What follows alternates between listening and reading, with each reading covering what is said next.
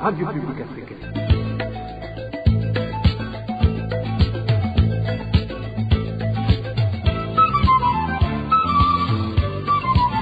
Radio Publique Africaine.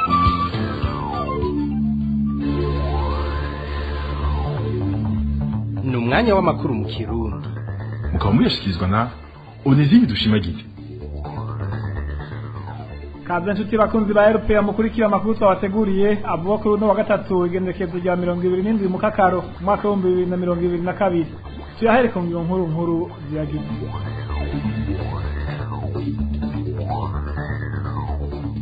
Ibitegiriza abandura umugira wa corona byarongerekanye mu Burundi kuva mu nzigira kabiri yo ku kwezi kwa mukakaro. Abinjira mu gihugu baciye ku kibuga c'indege ca Bujumbura barakeka ko bari bariko bakwiragiza uwo mugera muri iyi minsi. Muravyumva muri ano makuru nyene turababwira ikigoyi kigira ngo cihe inkumbi mu mabahero atandukanye y'u Burundi aho abanyororo basigaye bagoyagoya kuko buri ico bashira ku munwa. Nabo mu bijanye n'abakozi ba leta haraye hashizweho amategeko atunganya ivyo kuduza imishahara y'abakozi bamwe bamwe mu ntumbero yo gukuraho ubusumbasumbane bw'imishahara hamwe n'ibijanye no kubadugiriza ipeti. Mu masendika y'abigisha barashima ayo mategeko bakanegura mugabo ko haguma hebonekeza utunenge iyo hageze kuyashira mu ngiro. Aya n'ayandi ni mu kanya Midonini.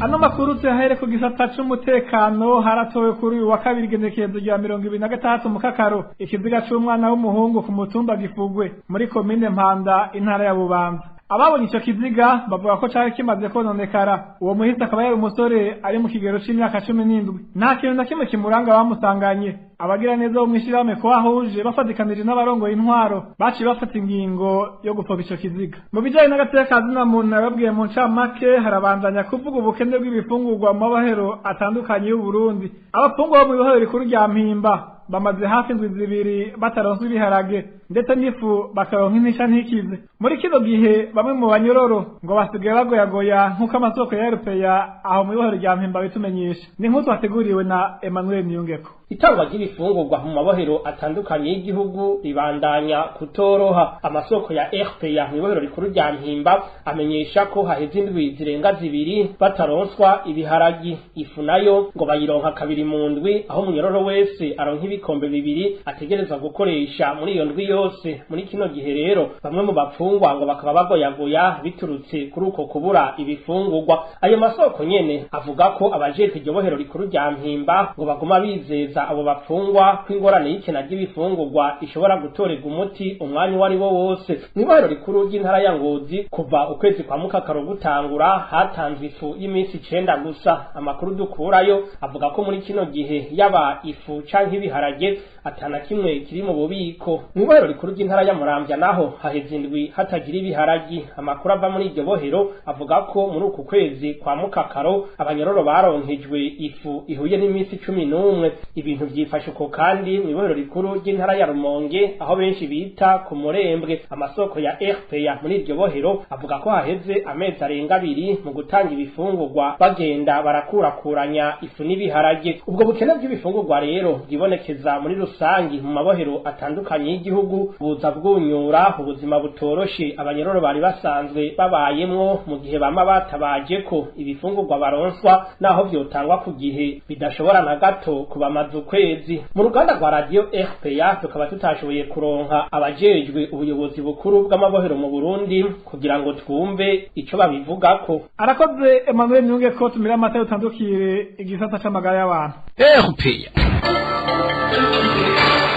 Bamwe mu ngenzi zica ku kibuga c'indege ca Bujumbura barakekwa kuba batanga impapuro za magendo zerekana ko bapimwe kandi atamugira wa corona bagwaye. Umugwi w'igihugu jeje gukurikirana akaranda ka corona mu Burundi wabitangaje mu kiganiro wahaye amenyesha makuru inyuma y'inama yabo yabaye kuri uyu wa kabiri igenekezo rya 2023 mu kakaro. Ico gihe uwo mugwi werekanye ko utewe umutima uhagaze n'igwirirana ry'uwo mugera kuva mu ndwigira kabiri y'uku kwezi kwa mukakaro. Ngo bikaba biboneka ko uwo mugera ugwiriranye cyane mu basirimu. Twumvirize Jean ko buca umushikanganje w'intwari hagati mu gihugu akaba ari nabarongoye uwo mugwi. Twarigeze kuba turi munsi ya 10 mu gihugu nivo national. Mugabo no munsi ubona tugeze ku majana yo. Urabona ko bitego. Muce muri abafure ya aeroport ku bantu APP 3000 tukaba dufise abantu 80 mu ndwi mugaca muraba mugatumba apepure y'abantu 5,000 tukaba dufise 5 murabona ko ari ikintu yakaga chose kikoroshe au niveau de l'aéroport naho dusaba certificat négatif paralysé murabona ko ari ikibazo nibaza ko abantu batuzanira impapuro z'amagendo nikoroshe nayo murabona yuko rero hari ikibazo jewe matandaske nza gusanga amaka menshi tuyabona mu gatumba mugabo murabona ko biteye ubwoba mu gatumba amaka ari menshi nukuvuga yuko ubwo twama twabivuze kandi urumva twebwe nyine ko tuyahonyanga urabona ko covid ari nyinshi mu bantu bateye imbere bagenda ari ndege murabona ko ariho igwiri ni naco gituma nungaye wacu usanga rero twebwe abasirimu ari twebwe tudashaka kubona yuko umenga covid rero iriho no munsi uwo mugwi nyene uhimiriza abanyagihugu gusubira gukurikiza amabwirizwa ajanye no kwikingira ikiza ca corona ataruko naho umushikiranganji Joseph Ndirakobuca abagabisha ko hashobora gufatwa ingingo za ruhasha dusubire twumvize n'ubu nyene umushikiranganji Joseph Ndirakobuca tudashaka rero yuko dushika muri situation muri ikuze twabaye mu mwaka weze kuva mu kwezi kw'icenda gushika mu kw'icumi na kabiri nibuke ko imisi mikuru y'uko yaheze umwaka twayihimbaje turi muri tension itagira uko zingana nibaze rero mudufashe guhamagarira bene igihugu bose kwikingira ico kiza kugira ngo tegure yuko tuzohimbaza iminsi mikuru y'impera z'umwaka no gutanga umwaka mushasha atantamba nimwe dufise yo kuvuga ngo tuza abantu kuja hamwe cyangwa kugira ngo murabona ko n'ibintu byinshi inyoka twagiye turafata ibijanye n'ububare n'iki nimwe twagiye turazireva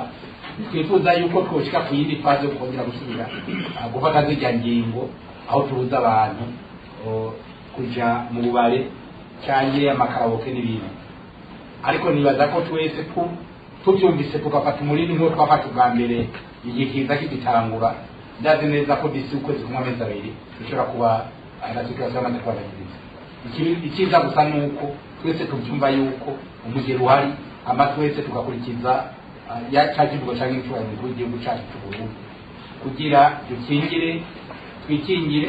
twikingire nabo turi kumwe reka dukingire mbere n'imiryango uwo munsi rero uwo mugwi umenyesha ko abagwayi ba corona baboneka ku rugero rw'200 ku munsi tubamenyesha ariko kandi ikivyegeranyo bitangwa n'uwo mugwi vyerekana ko no hagati mu gihugu uwo mugira wasubije kugwirirana ku rugero runini cane tukiriye mu gisata c'amagara y'abantu igenekerezo rya 28 mu kakaro uko umwaka utashe amakungu arahimbaza umunsi wahariwe kurwanya indwara z'igitigu mu Burundi mu mwaka uheze w'2021 ku bantu barenga 80,000 bagiye gutanga amaraso mu kigo CNTS ababaye 4,000 basanze bafite imigera y'indwara z'igitigu mu itangazo ubushikiranganji bw'amagara y'abantu basohoye kuri uyu wa gatatu igenekerezo rya 27 mu kakaro bavuga ko abarenga 1,500 bafite umugera w'indwara z'igitigu mu bwoko bwa B nayo abafite umugera wo mu bwoko C babaye 2,500 kuri kiya Sylvain Imana umushikiranganji w'amagara y'abantu hano iwacu mu Burundi ivyigwa bimwe bimwe vyarerekanye ko abanduye umugera w'indwara y'igitigu cyo mu bwoko bwa B boba bari hagati y'ibice 5 na 10% mu gihe abanduye umugera wo mu bwoko bwa C boba bababa ibice 10% kandi bakaba bongerekana uko imyaka yiyongera dufatiye ku cegeranyo c'ikigo kijeje gutororokanya kubika no gutanga amaraso CNTS cyo mu mwaka w'2021 ku bantu bashika 87,313 baje gutanga amaraso abashika 1,545 bari bagendana umugera w'igitigu wo mu bwoko bwa B no kuvuga igice kimwe n'uduce 8%. Muri abo abashika 953 bari basanzwe batanga amaraso. Kuri abo nyene bari baje gutanga amaraso abashika 2,432 bari bagendana umugera w'indwara y'igitigu cyo mu bwoko bwa C no kuvuga ibice 2 n'uduce 8%. Muri abo abashika 1,463 bari basanzwe batanga amaraso. Mu Burundi ihimbazwa ry'umunsi mpuzamakungu wahariwe kurwanya indwara z'igitigu ni akaryo keza ko kwifadikanya n'amakungu kugira dukomeze intambwe tumaze gushikako mu kurwanya indwara z'igitigu hamwe no kurabira hamwe intambamyi zitubuza gushika kwihangiro twihaye. Iryo naryo ni kuba twaranduranye n'imizi izo ndwara gushika mu mwaka w'2030. Mu Burundi uwo munsi uzohimbazwa igenekerezo rya 5 Myandagaro uyu mwaka. Ibirori bikazohera ku gupima indwara z'igitigu, ivyo navyo bikazobera mu gisagara ca Bujumbura mu kibanza basamiramo akayaga bita Jardin Public. Kw'isi yose rero indwara z'igitigu ziri mu ndwara zibangamiye ubuzima bw'abantu benshi, zizobugira indwi mu zihitana abantu benshi, aho mbere abahinga mu gisata c'amagara y'abantu bavuga ko zihitana abantu benshi kuruta abahitanwa n'umugira wa sida. Tumira amate dutandukire igisata c'intwari ibereye. RPA.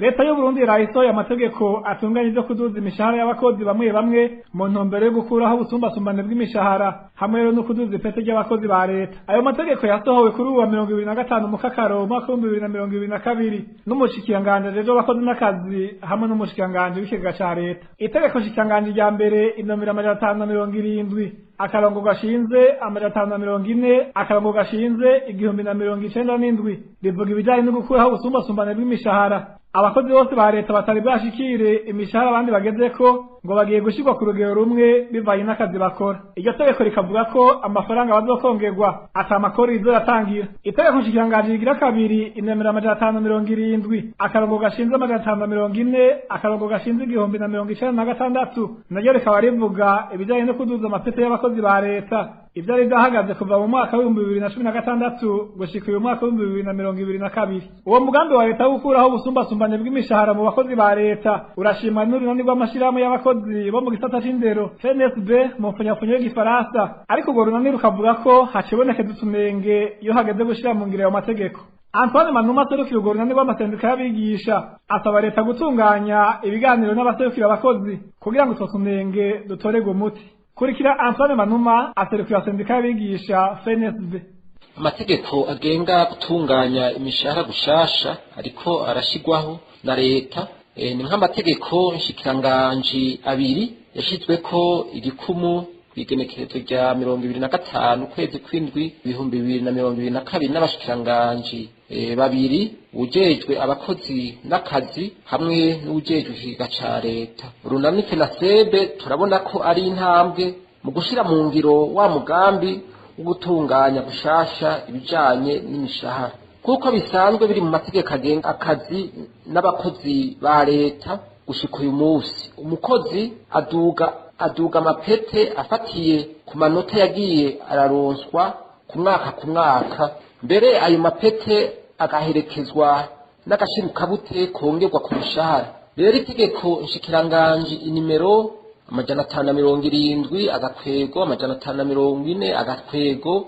1096 rivuga ivyo kubohora amapete ku bakozi ba leta ntaco rivuga kuri utwo turusho abakozi bari kuronka ku mwaka. Vyongeye kandi kugira umugambi wo gutunganya imishahara uje mu ngiro neza hategerezwa kuboneka itegeko rishasha rigenga abakozi ba leta, ariko rikaba ritajaho nk'uko umushikiranganje w'akazi yaraye abishikirije. Umugambi wo gutunganya imishahara uzoraba kandi amashirahamwe yegamiye leta. Mu gisata c'indero twovuga kaminuza y'u Burundi aho kuva uyu mugambi utanguriye abakozi badafashwe kumwe.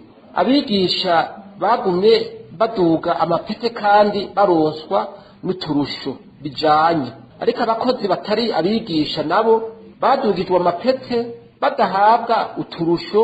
Tukabona ko ari agahaze kuko bategezwa gufatwa kumwe. Mu runani FENASEB tubona ko umugambi wo gutunganya iby'imishahara gushasha mu ntumbero yo gukuraho ubusumbasumbane bw'imishahara ari mwiza, ariko tugasaba ko leta yokugurura ibiganiro n'abaserukira abakozi kutunenge tugenda turibonekeza mwishirwa mu ngiro y'uwo mugambi. Kandi dusaba ko wosigurirwa aburaba aribo bakozi. Turabandanya n'amakuru twabateguriye. Abanyagihugu bamwe bamwe bo mu ntara ya Makamba bariyamiriza abategetsi bo mu ntwaro mu mugambwe CNDD-FDD bihagira udandazwa rw'ibinyobwa vya Braludi. Barasaba bakurira kubihagarika ku neza y'umunyagihugu muto muto agura ivyo binyobwa ku giciro c'umurengero. Ni nk'uko twateguriwe na Dani Claire iratwumva. Abo banyagihugu bo mu ntara ya Makamba bamenyesha ko mu bategetsi bihariye urwo rudandazwa rw'ibinyobwa vya Braludi hari mu urongoye umugambwe CNDD-FDD mu ntara, abakorera mu biro vy'amakomine hamwe n'abategetsi mu mabanki akorera muri iyo ntara, cyane cyane abo mu banki ya Bankobu mu Mabanda n'Inyanzarake. Isoko ryacu ryemeza ko abo bategetsi ahantu hose bafise amadepo y'inzoga baca bahashira ububare bakabwandika ku mazina y'abana babo kugira banyegeze ko ari gwabo. Inzoga nka zose zidandazwa muri ubwo bubare bwabo nk'uko uyu munyagihugu abivuga. Nko muri komine Mabanda hariho akabari k'umugambwe CNDD-FDD mu ntara ya Makamba. Ako kabari kugira ngo ubundi bari buronke inzoga ako kabanza kuzuzwa inzoga zose. Ivyo bigatuma abantu bato bato atakibaronka. Ubu bari bwose bwizihiza imyaka y'amadiplomate mu ntara ya Makamba, cane muri komine Mabanda na Kayogoro. Nk'umuntu afise depo ashaka nko muri butanu kugira ngo iyo depo ateze ko ari CNDD-FDD. Iyo aba ari umuntu atwara ibanki canke ari umuntu atwara igisirikare canke ari umuntu atwara umugambwe, umuntu wese afise igiti.